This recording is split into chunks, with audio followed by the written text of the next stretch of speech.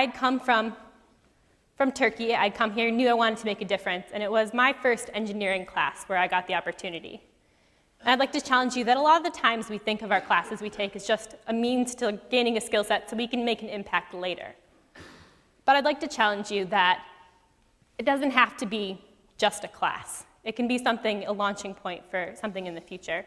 And so Centricycle actually started from this Engineering 100 class. We designed our first device, our first centrifuge, which I'll go into a little detail in a bit, but a device that can separate blood and enables diagnostic tests for HIV, hepatitis, syphilis, malaria, all without electricity, regardless of the existing infrastructure. And you have to look at things because we made ours out of bicycle parts for the first time when we made things. And it doesn't, when you're looking at things as an entrepreneur, it's not just a bike, it's not just a class, it's a launching point for your future.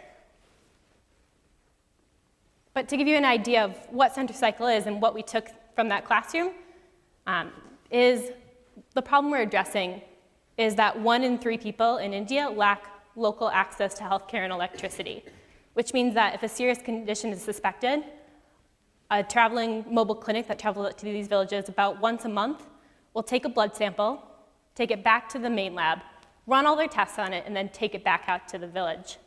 And this here is Amarisha, and she's a girl we met in one of these villages, and that was her only access to healthcare. Now imagine if she had something like tuberculosis. It would take days to weeks for her to get those results back. In the meantime, the disease would be spreading, and her condition would be getting worse.